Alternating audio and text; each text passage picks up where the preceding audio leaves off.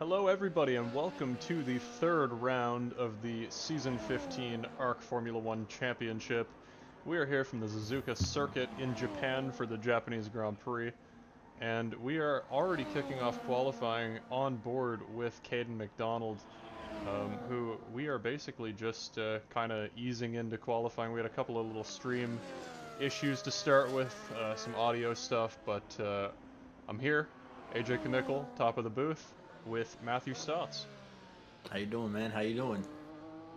We are getting ready, basically, to get into the third round, so we should probably give a little bit of a points update as to kind of where we are 2 rounds into the season. Cameron Lopez leads the way for Vision 47 in his Mercedes. 37 points. He's got a win in our first round of the season, the chaotic race at Australia, and a 4th place last week in China. He's followed by Jackson Altman, who's currently not out of the pits yet, just kind of staying in the pits. For now, he's also got a 3rd place in China with a podium, but 4th in Australia, so we've got a 10-point gap between the two. And in 3rd, we've got George Knight, the defending champion. He's 12 points behind his teammate, Cameron Lopez. The two of those guys in the Vision 47 cars are going to be going for the title, each of them going for their 2nd career ARC Formula 1 title. So we see Ryan Messer sit on the provisional pole in his Sauber. Some news from last week. Harrison Holmes has gotten his Haas seat situation sorted. He's back in the right car again. We've also got Billy Targi making his return to ARC Formula 1 this week as a reserve for FR Racing, who were first on the reserve request list. Got a smaller field this week, one of those weeks where everybody seems to have a commitment. As it happens, I think I just saw somebody go off there. Maybe not, but yeah, could be very interesting to see how this race unfolds.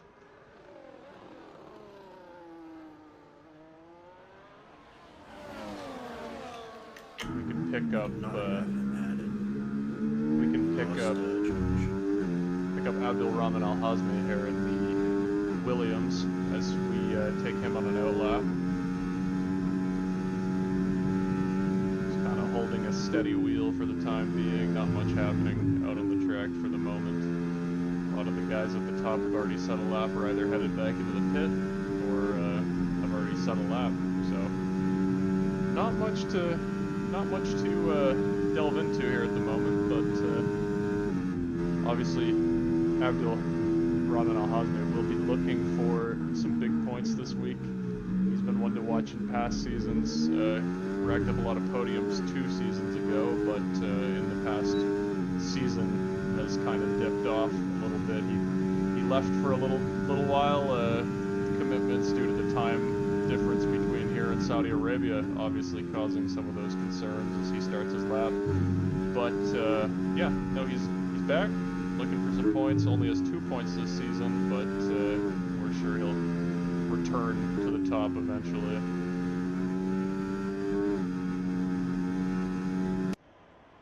That's a hefty gap Takubi has here to start off qualifying. You know, was that 5/10 on Cameron? Yeah, just about 5 tenths, 4 and 4.9 tenths ish, 4.8 tenths. You see Abdul there? Oof. Yeah, he was sideways out of that corner. I was just kind of watching that. We're riding along with him right now on the stream. Just kind of taking one guy on as we are just still I didn't in the even realize really... he invalidated. Oh, did he? Yeah, I didn't even catch that. Speaking of, good stream practice for us to get into here would be to turn that track map on, as it gives us information on those invalidations, obviously. I wonder if Jackson's trying to, if he's like wanting to save a set of sauce. Like, I'm just curious, you know, people usually, you know, go out pretty early, you know, try and get an idea for lap. Well, you know, I don't want to speculate too much, but I will speculate for you here. Altman obviously being part of the team that I was on for multiple seasons, I know what his typical go-to is, and typically he goes out on an intermediate to start to use as a feeler. What we do know is that he hasn't this week, so whether or not he thinks that there's a chance of rain, obviously our forecasts are set to approximate, Maybe he feels that the forecast could see that, but he'll have it on his first set of softs here now.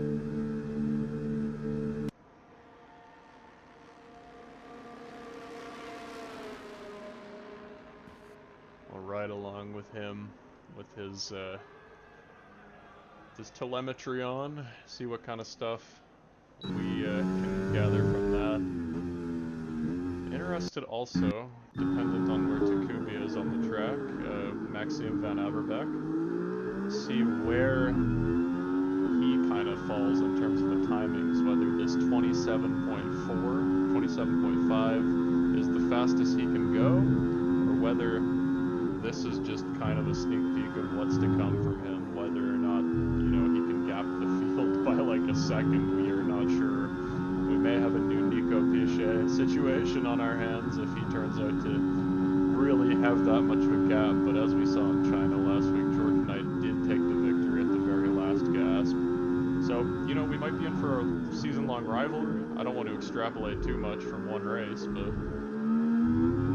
And the gap is pretty close still. I mean, like, you know, like Cameron can have, you know, a really bad race, and some of these guys near, like, you know, 5th and 6th, they can have amazing races. You know, we get top 5, top 3, and, you know, kind of just makes this even a much more closer championship with more people involved. Oh, absolutely. And I was talking to the Vision 47 guys before this race kicked off, and we were kind of chatting about who we felt were the biggest competitors amongst the field, and the name that came up obviously was this username you see at the top here, Takumi.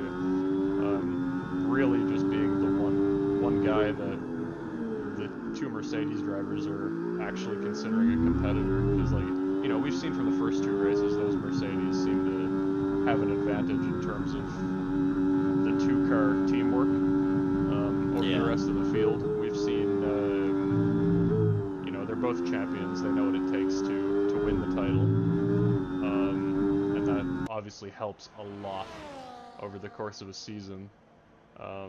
And when they're both champions, they're obviously going to be taking a lot bigger of a points haul, sometimes off of each other, but a lot bigger of a points haul in general. So Wow, that wasn't invalid. I thought that would have been an invalidation by Takumi. no, This is insane, actually, for Takumi. yeah, It really is, because he was slow. He slipped up. I don't know if you were watching the entire lap, but he slipped up in the S's. He got a little squirrely, and he was still up on his time in second one. I was actually riding along the entire lap with him. We're picking up Jackson Altman now, but riding along the entire lap with him, there was that first sector. I mean, from the onboard, it looked pretty clean, but I mean, it was noticeably a little bit scruffier than I would have expected from a lap time that fast. We got Jackson Altman coming to the line here. Can he get in the 27s? No. 28.040. With another Mercedes crossing the line here to start a lap. Sorry, not to start a lap. That's an... Oh yeah, no, it is to start a lap. We'll ride along with George Knight here. This will be a really useful lap to kind of get a barometer on just how fast Takumi is, provided we don't see an invalidation here over the course of the lap. I actually cannot see George Knight. He's 10th. Oh, now I can. Yeah, he's that there. Wow, it literally just popped back up. That was weird. Yeah, it said he left, and you know his thing never popped back up until I mentioned it. Oh, that was a massive slide. Yeah. He'll be losing some time out of that corner for sure. Caught a lot of that curve. Lock up into that corner, a little slide on the exit as well. But as we know about this game's F1 cars, they're very, very front-loaded in terms of where you get your grip from. So the rear can kind of slide around a little bit, and it doesn't punish you too much. Now in the last game, if you would have seen the rear slide around like that, the lap was over. But these guys will just continue to push through even with those slight slides, because you can gain time even with those slides happening. Also notably, he has to get a lap on the board just as a safety measure. As does Harrison Holmes, who last week didn't get a lap in, invalidated at the last gasp, had to start in the back.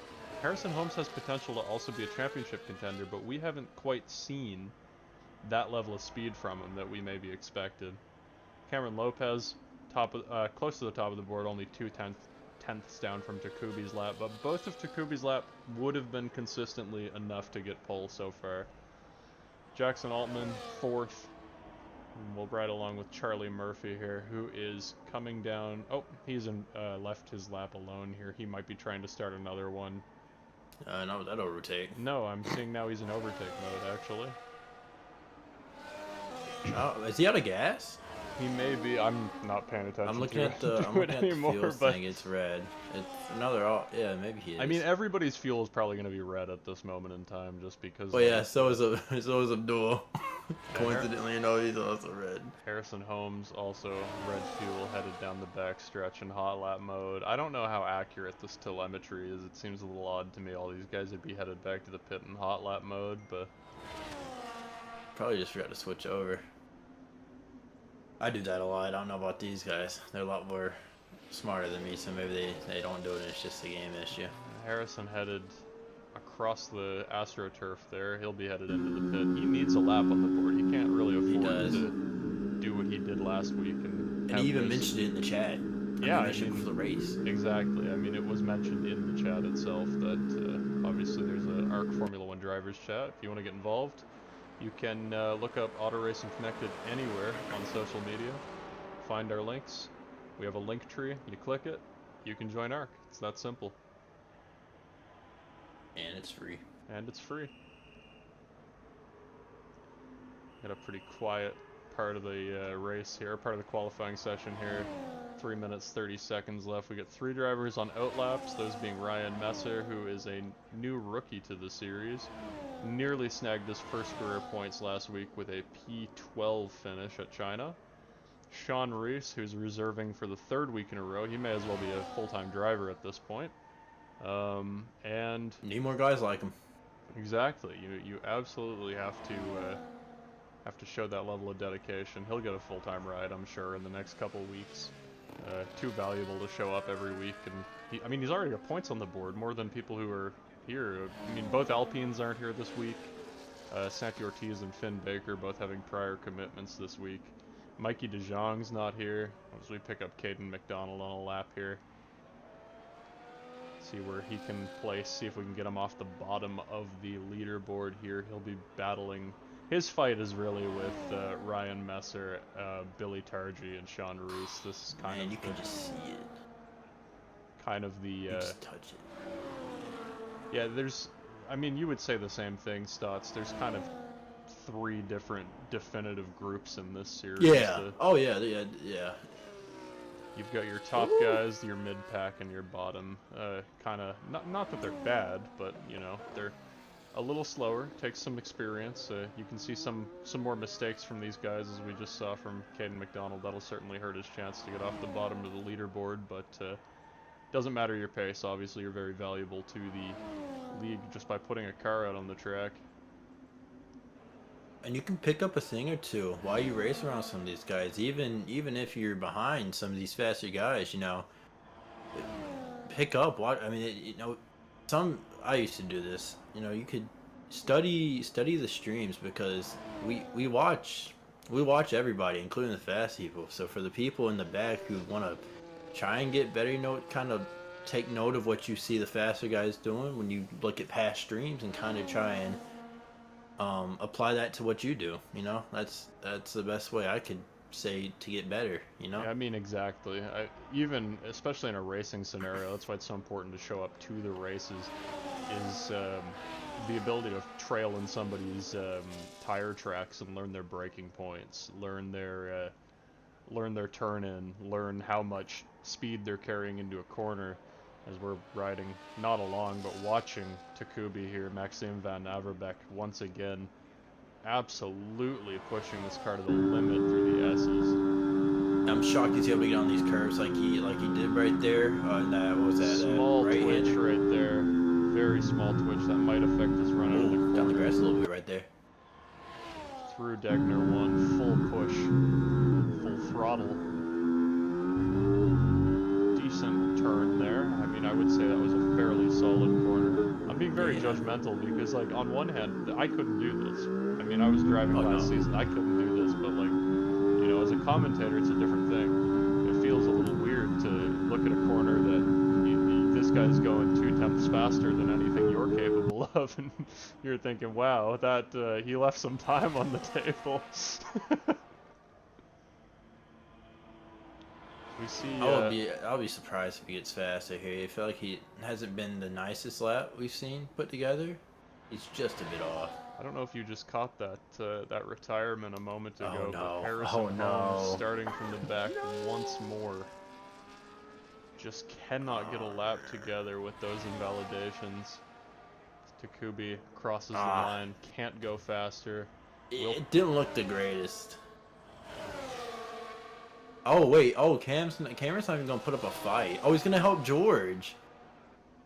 Yeah, This is what you were talking about. Yeah, I think last week it was the opposite way, so these guys are once again trying to get that toe rolling here. These two Mercedes, they're working so well together. George is 9/10 up.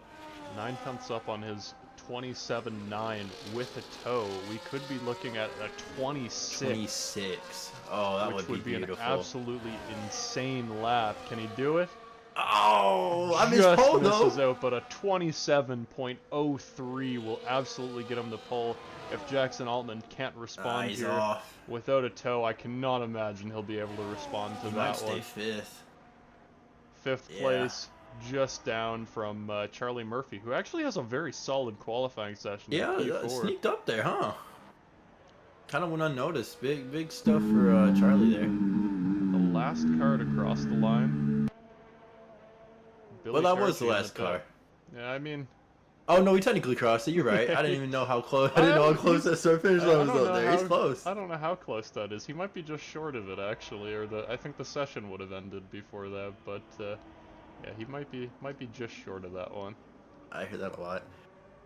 But let's this is gonna be great. This is. I mean, I'm gonna be honest. You know, Takubi. I really think he left some time on the tail, but for the teamwork of George Knight and Cameron Lopes, or was it Lopes or Lopez? Lopez.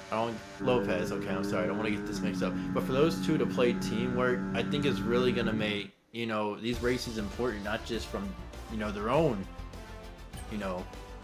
own races, but as a team, because this constructors thing, which they have a pretty good lead from what I'm looking at here. They have a good margin, I'd say. Another impressive thing about this league that I just find incredible compared to a lot of the other leagues that I've seen is just look at the mix of nationalities on the board. Only 12 this week, but how many different nationalities represented here? 9? That's insane. Incredible. It's more than what I've seen in others, This is very what's the word? You want to use diverse? I mean, yeah, from all different corners of the world, geographically, absolutely very diverse. From the Middle East to Europe to North America, we've had South American drivers in the last little bit. Actually, a lot of new drivers in from Venezuela as well. So, it's so interesting actually seeing like all these different backgrounds of people kind of coming together to this Canadian-based league, which is so interesting. So we're setting up here for the race itself, just getting ready. Tense moments here at the start. We'll get ready for the formation lap now. I'm sure all the drivers will be going through in their heads what the correct tire to start on is, what the strategies look like. Word on formation? Yeah, there will be a formation lap. Oh, okay. Word on the street, obviously, is this is a one-stop track. You can't afford to get stuck in traffic here. Most tracks, obviously, in this game with the tire wear the way it is now are one-stops, but you can occasionally make a two-stop work.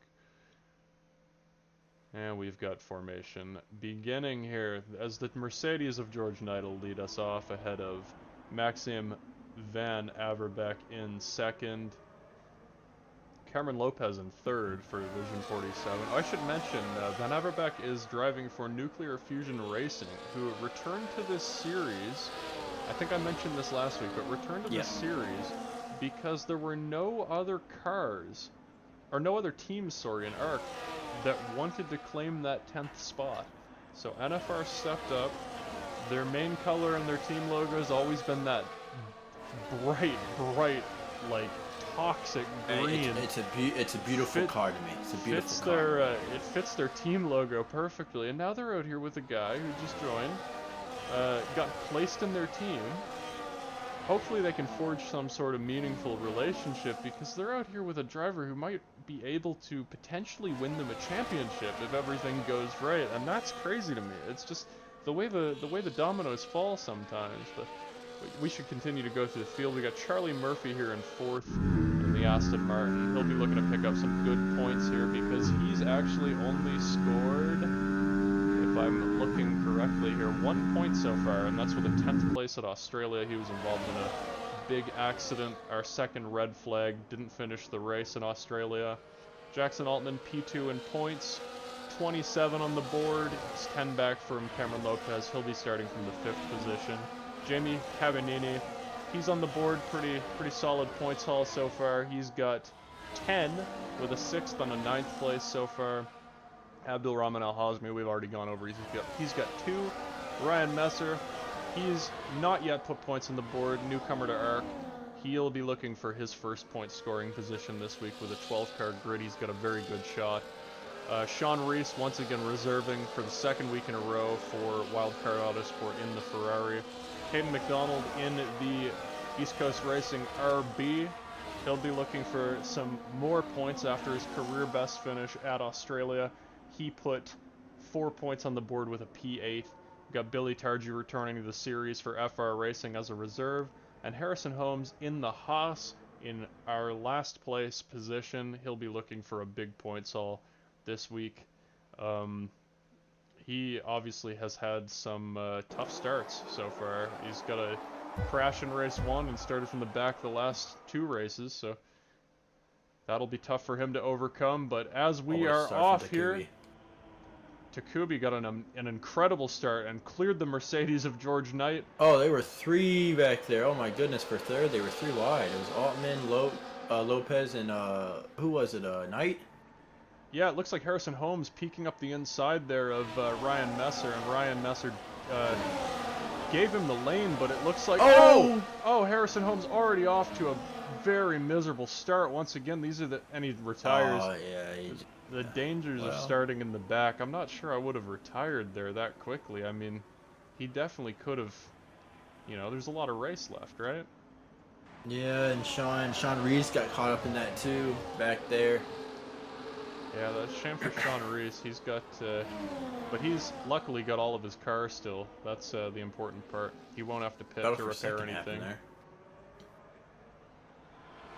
I think it's needed to be mentioned that Takubi went off. Cameron Lopez off as well. Let's see if those are track limit penalties for either one. But Takubi coming out to a large gap already. He's nearly out of DRS range.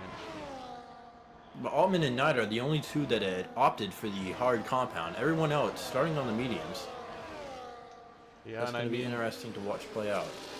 At a track like this, it is kind of interesting because, like, while this is a track where the tire wear can be a little more severe because the pavement's quite coarse and there's a lot of very high-speed corners where you're putting a lot of load into the corner, or into the tire, sorry.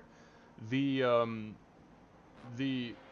inability to pass here makes it really, really tough to be able to get those overtakes done once you fall behind. So it's not always an incredible decision to start on a harder compound, because as you fall behind the guys who are a little faster, as your tires start to come in, you might not have the ability to get those positions back. As we have another yellow flag in sector 1, Sean Reese. Still struggling here. A lot of race left, Sean. Head down. He will be pushing to make this All he needs is one retirement. One retirement, he gets a point. It's true. Every point counts. Ryan Messer, obviously, here. He'll be looking for a retirement. A lot of Ryan Messer looking for a point, not a retirement. I don't think he's want one of those again. No, he definitely won't be wanting another retirement after he was the first car to retire from Australia in a P18 finish. Only driver behind him, the other McLaren of Oliver James, who we haven't seen since Australia, got disqualified for a pretty massive accident involving the Aston Martin of Jamie Cavagnini near the end of the race. A failed dive bomb attempt that ended up with both of them in the wall DNF. So, penalty there for him. Takubi, another fastest lap again. Yeah, he's checked out. He's just, like, asserting himself over the field right now.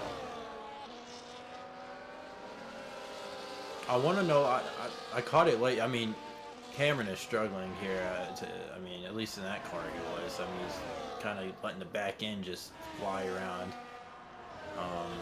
But him and George were battling. I caught the tail end of it. I don't know if that could have prompted or made the gap that much more big to where it put him out of DRS range, but it was on the very opening lap in the middle of the middle of the lap.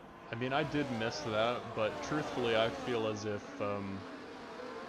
George Knight is probably the faster driver in these stages. Not like overall, but in this race, I think the type of track it is the type of track that suits George Knight a little bit more than Cameron Lopez. Oh yeah. With that said, though, George is also on a harder tire right now, so he's obviously, they may have orchestrated that off the start to try and make it up so that Cameron Lopez was ahead on the softer compound to try and attack. That way George Knight wasn't holding him up. Because as we know, these two Mercedes, they work really well together, and they always take into account what the deficits are so that they're not holding each other up. They work really well together. I mean, it remains to be seen at the end of the season when they're battling for the championship, if it comes to that, what the teamwork will be like at that point. But, oh, big slide for Cameron Lopez there. I don't know if you just caught that, Matthew. I saw it from Jamie's POV. I was looking at it from the camera that comes out from the turn 2 there, and it was very, very sideways. So we see I mean, George is giving some pressure here. If you ask me, I mean, Cameron's really struggling on this medium compound. I'm watching, just briefly here, Caden McDonald and Billy Targi fighting here for P9. Obviously both are in the points. Billy Targi slightly off the track there. This will be an interesting fight for these two drivers as they kind of battle away. Who I'm really impressed by though right now is Ryan Messer, who is in P8 and kind of holding on to, just barely, trying his best to hold on to the back of that pack there. But man, these top 7, with the exception of Takubi, who's just completely checked out, are all under a blanket right now.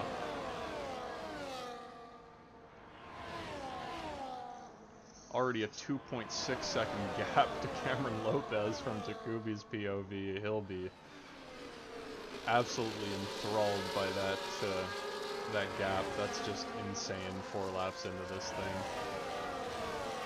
We could be in for a monumental gap by the end of this race if everything goes to plan for these guys. And we have an orchestrated switch here for the two Mercedes drivers. That'll be George Knight on the radio saying, hey, these hard tires, even though they're a little harder, I'm quicker, let me through. And we're about to see George Knight try and take a bit of a gap here. Oh, he's already doing a good job. He's already gotten at least a couple of tenths. I mean,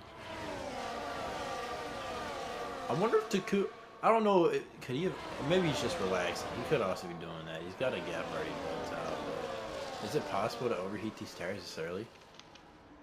I don't think a medium, truthfully. I think the soft tire, you'd be witnessing some overheating. I mean, it's hard to say though. I mean, if the wear is really high, potentially. Gap's gotten back out right there. I guess George had a not so clean exit. This could also be a downforce difference as well. Yes, this could also be true. We could be seeing Takubi losing speed in those S's because he's running lower wing trim than George Knight, who's making it up in the S's even on a harder tire. But I'd be surprised if anybody went crazy low downforce on a track like this. The only way I could see that being a possibility is if we were on Project Cars at Sakito instead of Suzuka.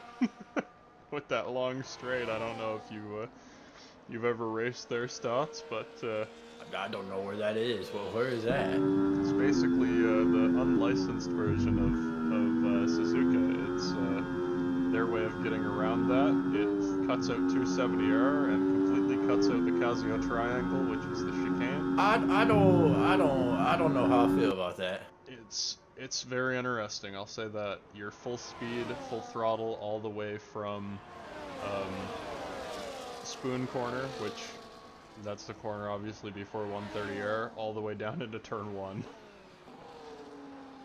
So yeah, I think the goal is to stick with George, you know, leading this pack between the two Mercedes drivers. Watching, you know, on the front stretch there, that past lap, Cameron was actually pushing George. Um, but you know, this is gonna be interesting in about 5-6 laps.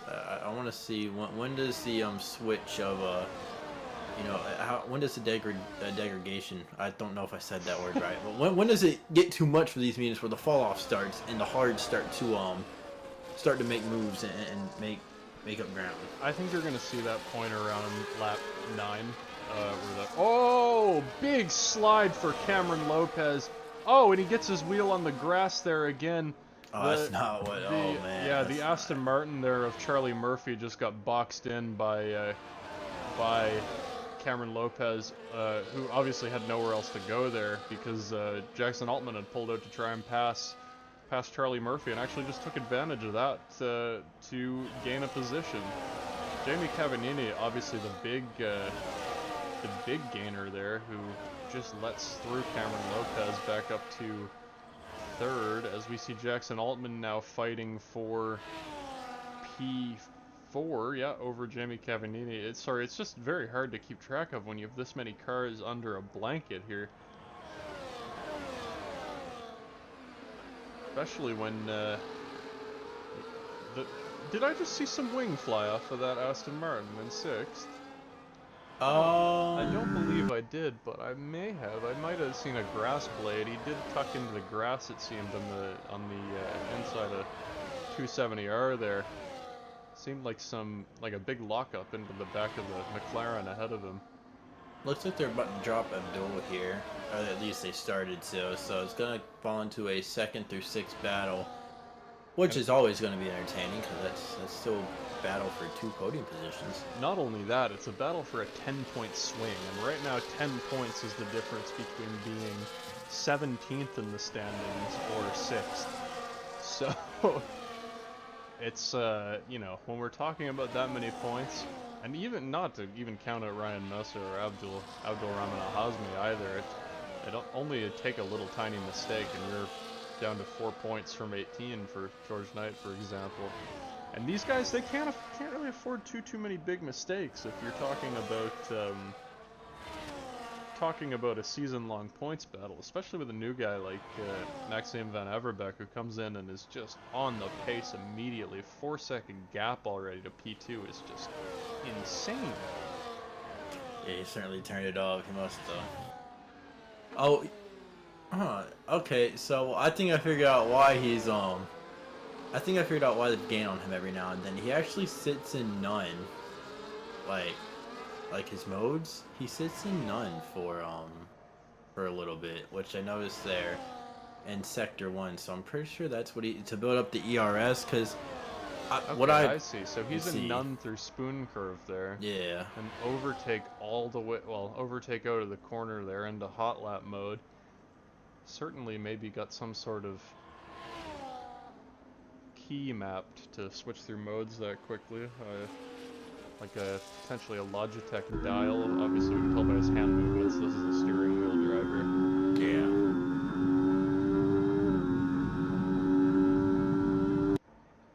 I know some people that will go into none in like the slower parts and usually can build up that ERS in time for the long straight, each long straight. Now this isn't for this track, I'm saying necessarily, but I've seen people do it at China, you know, with that long back stretch, you know, and then build it up and then let it loose and still have some use for the front. And it's worth noting here as we you know, we ride along with him, the differences here between each driver's style here. He's going to be in none through these slow corners. Immediately once he gets the car pointed, splash of overtake into hot lap, then dial down medium none. He's gonna get car pointed again. Oops, sorry. Right back into overtake. Hot lap, then medium none. You'll see medium none into the corner here. Medium none. He's on a dial for sure. I would wager a Logitech or some sort of formula wheel with a brake bias adjuster being used as an ERS dial for sure. But yeah, no, he's got a very unique style here for sure with his ERS modes. And this will be the difference between him and George Knight, who is hot lap, medium. George Knight actually may have a fairly similar one, but he's medium all the way through the chicane. It's going to be medium out of this corner, medium basically all the way down the front stretch and then back into hot lap. We're not seeing overtake used as much with George Knight, which tells me he's just going to be going between medium and hot lap. He's not going to be using the extremes of none and overtake. So he's going to be using less so that he has a little bit more juice at the end of the straights and in the corners, which, you know, at a track like this, is it working? It's hard to see if it's making a big difference, as we see Jackson Altman side by side down into Degner 1 with Cameron Lopez. He thinks better of that one, but man, we've got Cameron Lopez on the back foot here against the hard tire runners. Oh, and he's off. He's off the track. That might be a second warning right there, because then he also go off at the like what, lap 1, lap 2? Yeah, I'm not sure that one would have given a warning. It seemed like he may have lifted enough on lap 1 to get away with it, but man, we'll be looking here with Jackson Altman, see if he can get this move done, because this could be a really interesting move into the Casio triangle if he can get close enough as he wiggles here. But obviously we're going to have an entire backstretch through 130R into the Casio triangle, see if he can get this done. Takubi's already has 2 warnings, so I mean, if George can somehow get within 3 seconds, I mean, all Takubi has to do is pick up a penalty. Whoa, and Jackson, we saw this last week at China too. Jackson getting into the corner really hard, as we see 3 drivers into the pit already, taking those mediums off, lap 11. But yeah, no, sorry, I was going to say, we've seen this with Jackson already with the rear tires. He gets into a corner, stomps on the brake pedal, and then just cannot stop the rear, tries to spin around it in the front. And I think his brake balance is maybe not where it needs to be for maybe his preference for a track like this is not where it needs to be to make any gutsy overtakes in the tight corners.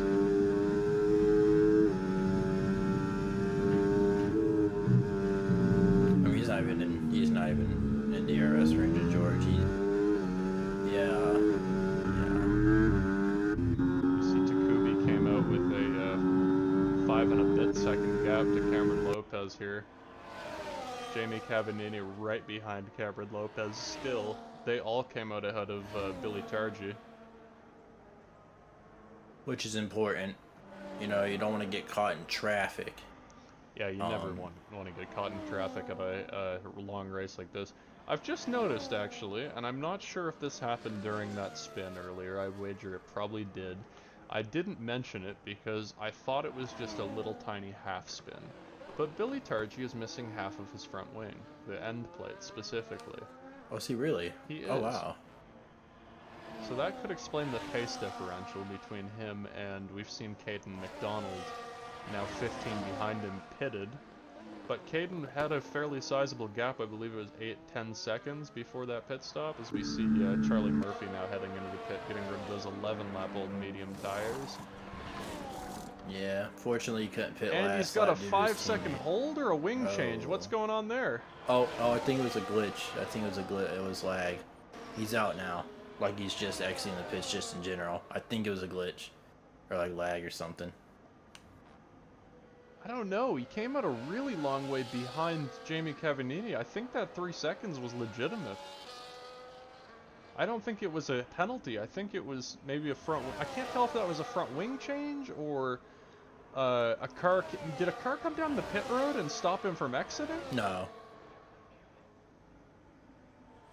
I'm not sure what that was about. Do we think maybe he mistimed the...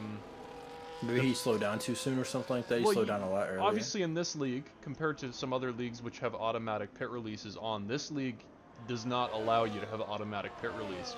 Do we think he maybe messed up the pit release and just sat there as the car wasn't able to get into the gear and get the power down immediately? Because I've done that a few times, and that seems to be about the amount of time that that would take. Just surprising. I mean, all these drivers obviously have done these pit stops so many times, but it's so easy to mess them up too, because all it takes is you're not in the right gear. Obviously they drop you, you've got to be in first, but you could be in neutral by accident, could be in second. You could have mistimed it, and then the wheels spin up, you gotta wait for them to stop.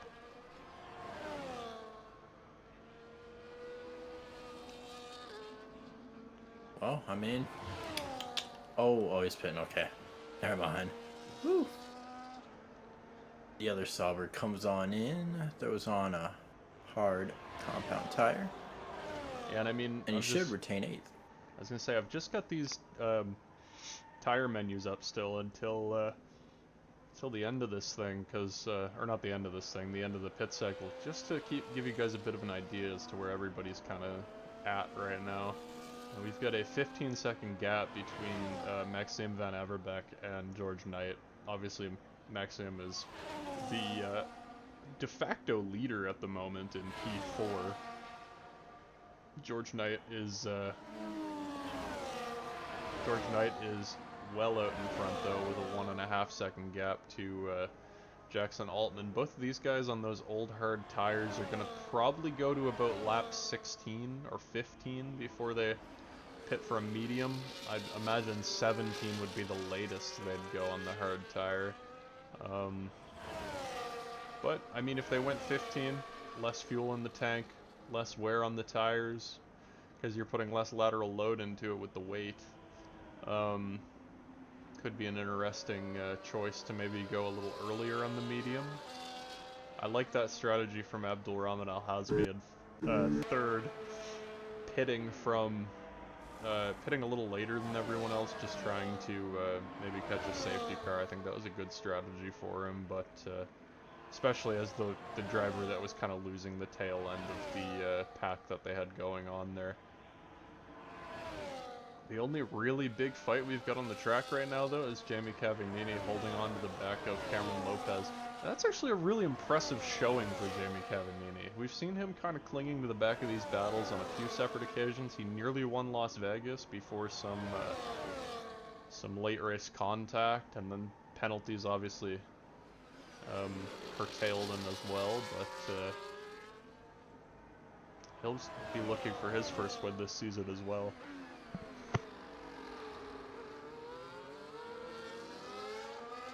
We gotta be honest, I think the Ferrari in the back, I think he still may have a good chance at points, because Billy's continuously just staying out, running with that end plate off his car, and I've been looking at his lap times.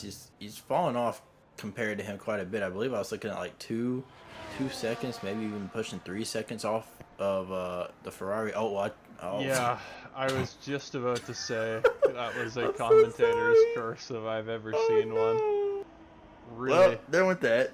Yeah, it's gonna be tough for him to make it up now. I think he's maybe a bit too loaded on the front end for downforce, because those curbs, when you're too loaded for aero on the front, the rear just tries to overtake you.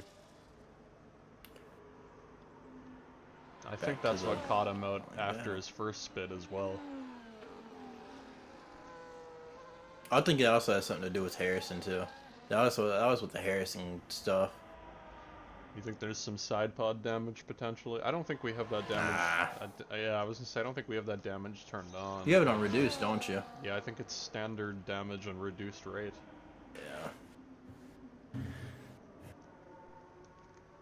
Yeah. Oh, Billy comes into the pit. Well, he didn't fix the wing damage, but he came into the pits. Yeah. And am I seeing that correctly? Did he just go out onto another medium? Wait, did he really? Oh, he sure did. I don't know how often he's raced this game or knows the logic out of like what you have to do in F1, but you have to switch compounds. You can't run one compound the entire race. If he doesn't change by what the last lap, he actually gets disqualified, and he won't get that 1 point. Yeah, I mean, it's obviously won't be a big deal for him if he doesn't get the point. Obviously, as a reserve driver, it's him battling another reserve driver right now for Who's those the better extra reserve? points. We see Takubi with another just Oh absolutely wow, that's 5 laps too. 5 laps on the tires. on a hard tire into the 30s as well. I mean, what else can you say? He's only 3 seconds off his qualifying lap on the hardest compound. If he nails that qualifying lap, what do you think that lap could have been? Like a Oh, it's 26.5? easily mid 26 easily.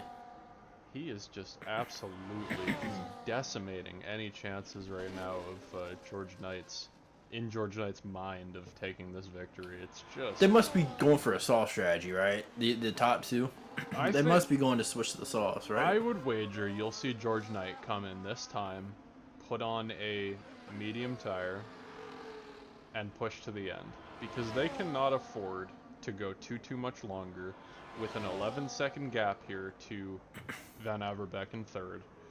I think I if mean, they yeah, let it go any further, there is going to be no hope at all. and they might even fall into the lap of Cameron and Jamie. I mean, I don't know. I'm not really good at my math here, but that's 16 seconds, I believe. And I Oh, don't know. Oh, did he? Oh my God, Jackson! Jackson did the same thing. Oh, but he suffered more from that.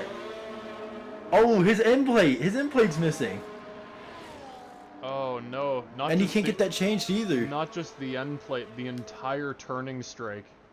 Oh no, I don't think George hit it, but when Jackson had No, entered the pit, George came in and locked the rear. Jackson came in and he locked locked the the rear and fronts, right? spun.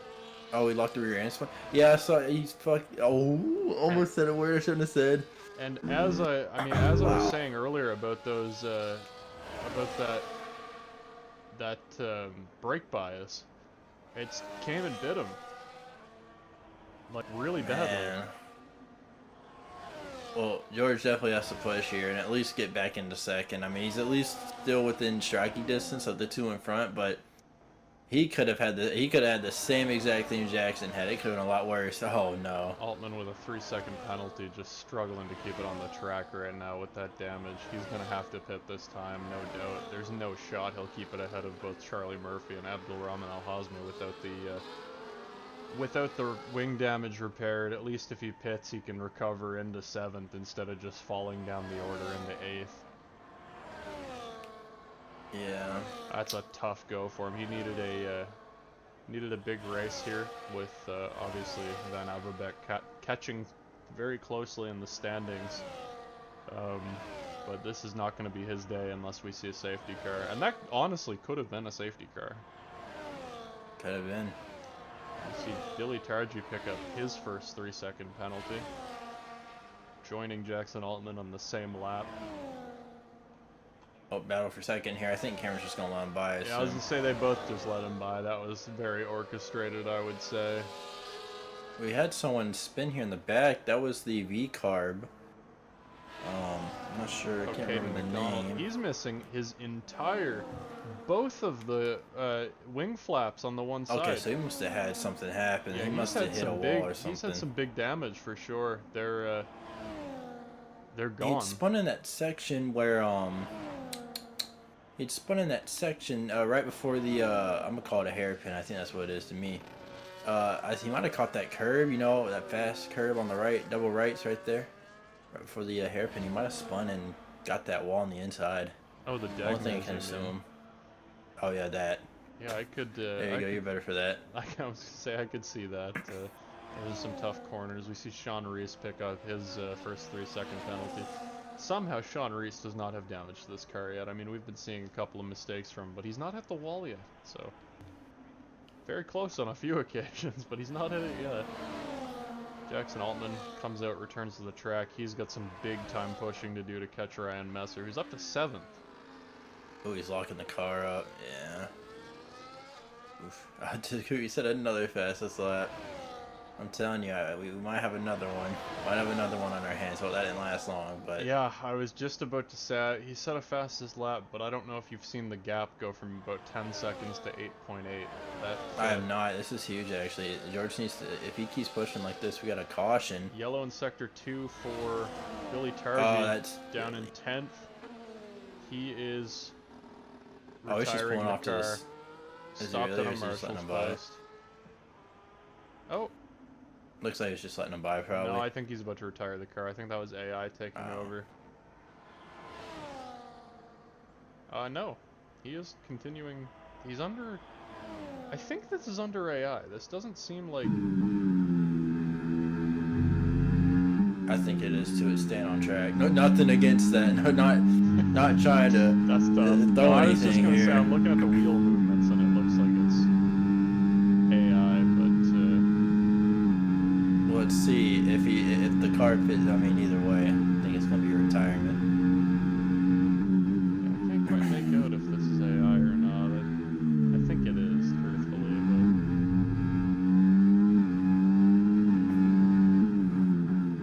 He might have just had it sit in AI and then. regardless, Well, he's in. Our first lapper of the race. and they didn't fix the wing. He didn't fix the wing. Oh my They god. didn't fix the wing. It's just. Neither end plate on that car. Just a terrible day for Billy Darch in the Red Bull. Used to seeing the Red Bulls at the front of the grid, Not today. taking quite a step back. Only one on the grid today. It is true. It's not at the front. Alan Edmiston, one of the drivers. And everyone's picking them up. Alan Edmiston, one of the drivers of the Red Bull, who is your typical driver. He's still not scored yet this season. 14th in both races. And down in 20th in the standings. The tiebreaker going to Ryan Messer right now, who looks like he's on pace to regardless of if there was a tiebreaker, make that overtake. He'll be separating himself from that zero-pointer battle. And the other driver of the Red Bull not here, Dylan Boston, who also couldn't make it tonight. He's on 6 points right now with a 7th place last week. He'll be tied with Ryan Messer if all goes to plan here for him. Some other... George needs to gain a second a lap here. Yeah, to have a chance. Second a lap, I don't see it happening. I mean, we've gone 2 laps now, and he was at 8.8 2 laps ago. So... And those tires are only going to get worse. I just don't think it's... I don't think it's doable. I'm just looking at Takubi and then George, and I just see Takubi's able to attack these curbs a lot more. I mean, it's like the man has no fear in his eyes. I mean, that would be, I think, the only way we're going to see Takubi lose this thing is if he takes too much curve and bottoms out. Yeah, George. Oh, back in my head, I just thought it happened. I'm not gonna lie. When I saw that retirement, it looks like it was done in the pits.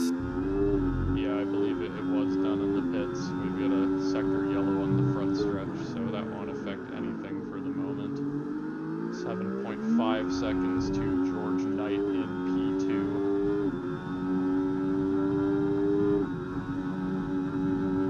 Billy's car will return to the track quick. And That's another lap car, by the way. That B card. oh yeah, I didn't see that. He must have pitted again. Yeah, he had damage, didn't he? Yeah, he had He had that big damage. We'll have that yellow flag in sector 1 as Billy's car tries to find a marshal's post here. Obviously our AI is incredible.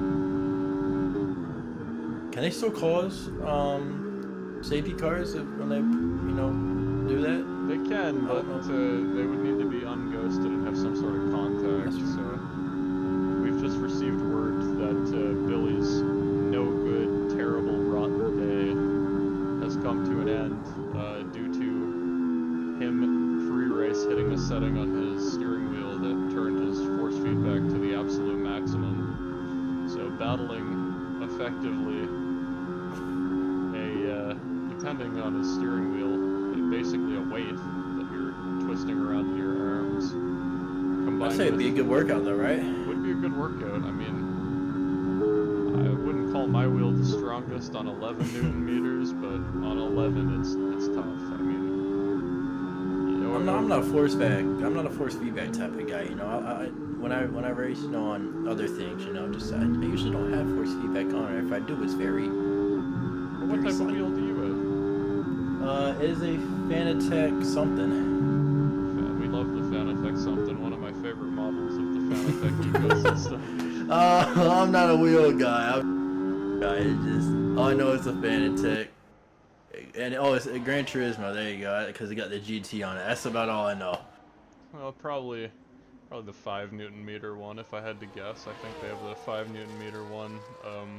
Assuming you didn't buy the Fig Newtons. Shout out Fig Newtons. But nah, I whatever you think it is probably it. I was gonna say, assuming you didn't drop like $1,000 on just the base. The only other GT wheel Fanatec offers is the DD Extreme. So I'm assuming you didn't drop 1,000 on just the base. I didn't drop any. Okay. It was more of a gift. Mine was also a gift on my Visa. See, look at us. A gift from Visa. Thank you, Visa. Shout out Visa. Shout out Visa.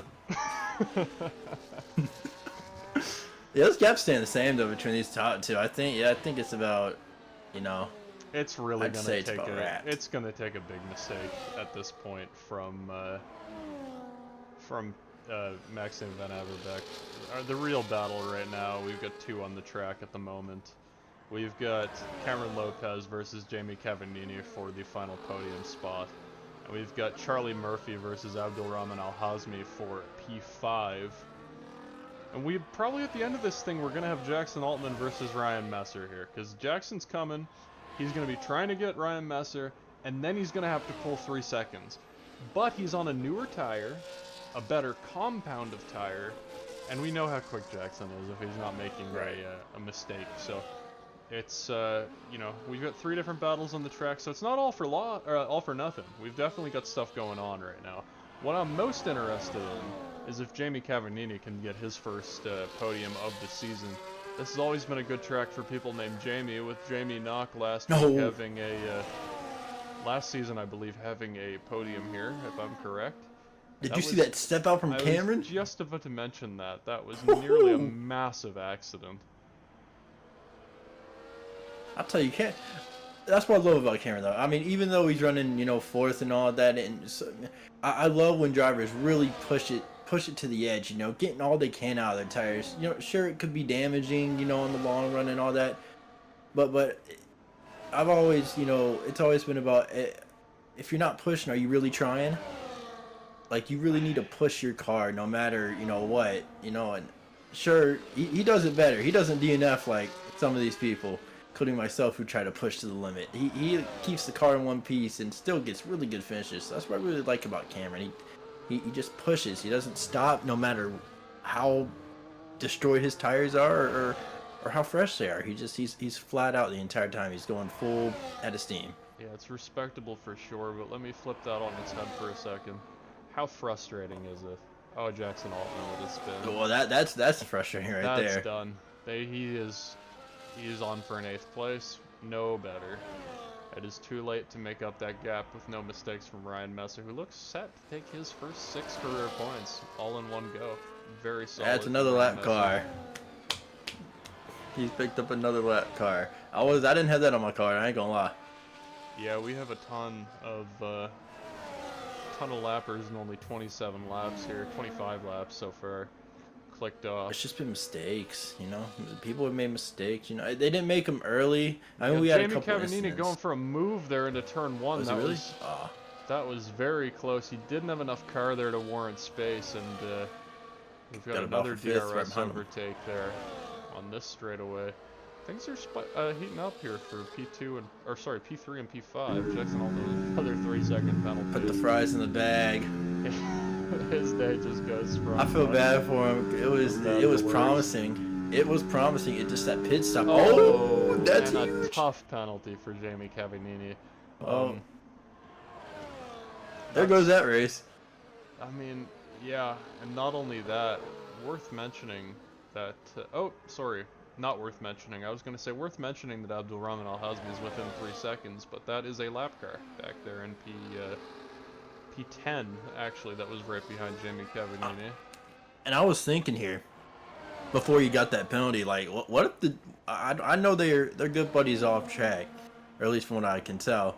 Like, what if they had gotten together? What if they, like, you know, spun out or something? I mean, you have these two, and the, like, Abdul and Charlie just...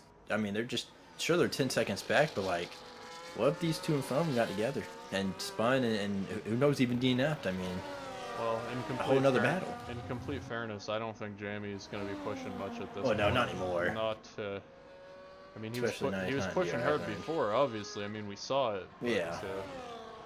We'll keep an eye here on Abdulrahman Al-Hazmi defending from Gosh, Charlie 11 Murphy. seconds. That's happened fast. I wonder if George had a moment. Charlie Murphy making a move here. Lap 26 of 27. Oh, what a... You see that slide? That was nice. I mean, this has been every lap, though, for the last little bit. These guys have been coming together. We got Charlie Murphy on only 35% battery. Abdulrahman Al-Hazmi biding his time. He's got 100% battery. He's just kind of saving it up. I think we're going to see an overtake on the front stretch, and he will sail. Yeah, I thought Charlie would have held off there. Maybe he doesn't really care, and he just was like, I'm just going to go for it. I mean, but I thought he would have... waited probably to the last lap. I mean, because now he has to figure out how to try and defend him. He's got to save up that battery. He's got 50. That's what he's doing too. He's in 9. Truthfully, I think what he's going to do here is none all the way down this straight.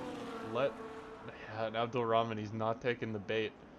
Look at this. He was thinking about it there for a moment. It's still in none. He's like, yeah, pass me. I dare you to pass me. He's gonna try and he's half throttle. Yeah, he's like, pass me. There's a DRS zone there. They're really going for it here. They're both half throttle. Even him in front. This is great. This could be drama, but they're past that DRS zone now. Can't afford to do it at this point. Talk about this exit. Who's gonna have the hot better lap, exit? Overtake, and Abdulrahman gonna try and get in that slipstream. Got the DRS open.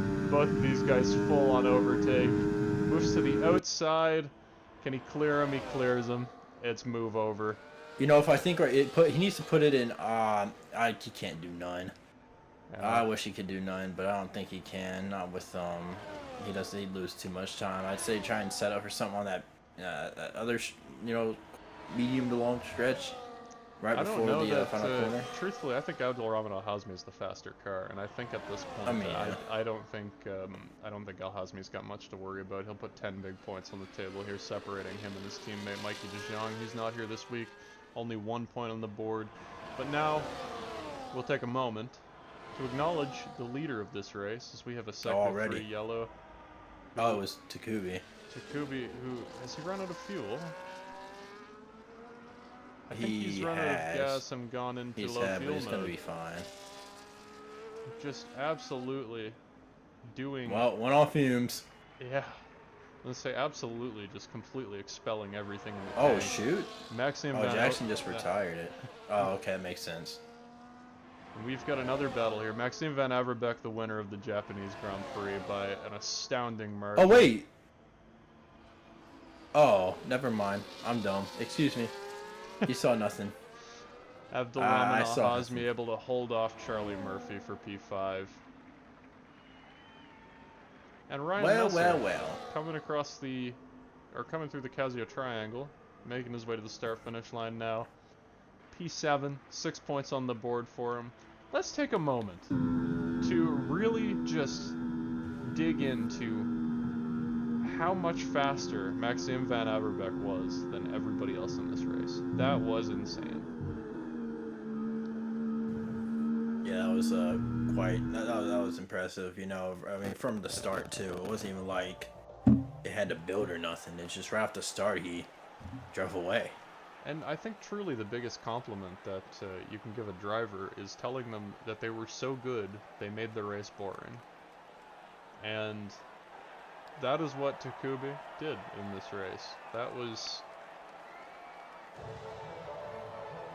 it was a statement, I would say.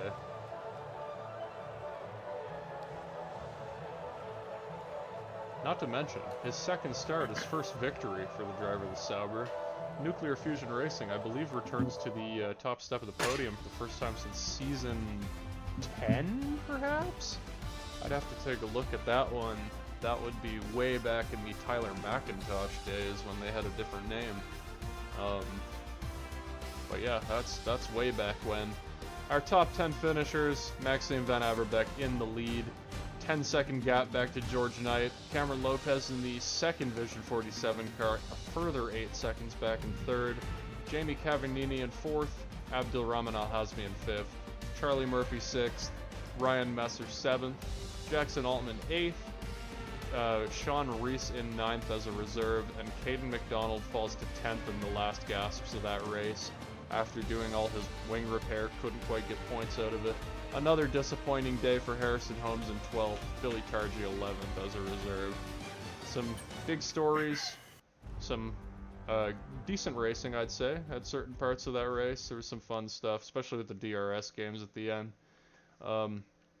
Shame we weren't able to have that first train kind of go through a little longer than what it did, as now It slowly just like one car after another, just slowly just was losing one by one. Yeah, it fell out of the running. I mean, it was really seemed like a fight for a second for that one, to be honest.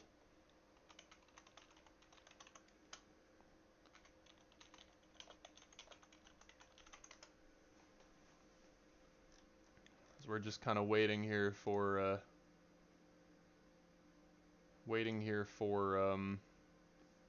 the drivers. We're gonna drag Cameron Lopez into the ARC booth. Hello, Cameron. How are you doing? Hello, man. Very good, very good. P3 for you in this race. How does it feel to, get your third... Sorry, not third. You didn't get a podium last week. I was going to say second podium of the season. Yeah, no, it feels good. I'm happy with that race. Japan is another track. It was similar to China where I barely race this thing, so my pace compared to the others is not quick. So I'm happy with the P3, solid points. Once again, as I said after round one, consistent points is all I need. Yeah, I mean, absolutely. My question here, I guess, we spoke about it pre-race, is, the points difference between P3 and P1 is 10 points, obviously. Yep. How worried are you about Maxime Van Averbeek in this championship with the speed that he's shown here? Not worried at all. These last two races have been my weaker tracks. So, heading to Singapore, that's normally a stronger track for me. Should be able to do well there, and then the whole European section should be good for me. So I'm not really worried at all. It's just going to be consistency and not winning races. Awesome. I'd love to hear it from you. Matthew Stotts, you got any questions? No, not really, but good race, man. Way to hang in there and bring home a podium. Yeah, I had to fuel save. I didn't have enough fuel at the end. Yeah, worth there's some mentioning. we saw. I was gonna say worth mentioning. Van Averbeek, the race winner, actually crossed the line with no fuel. We had a sector yellow at the very end, him just coasting across the line. So I think everybody kind of cut it a little tight there with less safety cars than maybe we had. Yeah, I filled it in with 2 laps extra, and when I got to about 0.5 over on the fuel, I had to start lifting and coasting. I was about lap 20. So that's why my pace wasn't as quick at that point. But before that, I was consistently in the 31s on the hards, which were pretty good lap times. Yeah, we saw your lap times in qualifying were a little down from George Knight, but early in the season, as you said, your one of the tracks that you don't enjoy as much, that you're not as strong at. I mean, we've seen you at the tracks that you're very strong at. What are your goals for Singapore? Just another consistent points finish, honestly. I'm not looking at winning. I'm more like, it sounds a bit odd, but I really want to win a constructors more than the drivers. And if I can help George win that drivers championship, would mean equal to me as me winning it as a co-owner. But there's got to be some sort of a push for the drivers championship, yeah. Varies, but George is definitely quicker than me. And if it gets to a point towards the later point in the season where he's ahead of me on points, I'll do all I can. Even if I can still mathematically win it, I will help George. I tell Well, you, better man than me. yeah, that's definitely a strong team, the two Mercedes drivers here. Anyway, I suppose that rounds out the interviews. Cameron, nice That's to right. speak to you. Um, Thank you. as for the rest of the interviews, we've got word from George Knight that his headset died, so we can't interview him for the moment, and I won't be waiting around, obviously, for um, to He doesn't bore talk our much, right? audience for a camera or for a headset to charge. And we once again don't have an interview from Maxime Van Averbeek. Maybe we'll try and get a quote from him for next race. Um, but yeah, if you want to catch up with the happenings throughout the week, you can find us on social media at divebomb_arc or look up Auto Racing Connected on your search engine. Find us. You can find us on any social media. Click those links, join up for ARC. We've got series on Formula One, we've got series on EAWRC, series on NASCAR Heat 5, series on Assetto Corsa, and obviously some other stuff as well. Just basically the whole lot of everything. So if you're interested in joining our league, join up. We would love to have you. I suppose that makes the end of this broadcast as we kind of wind it down from Japan. And we'll see you guys next week from the Singapore Grand Prix.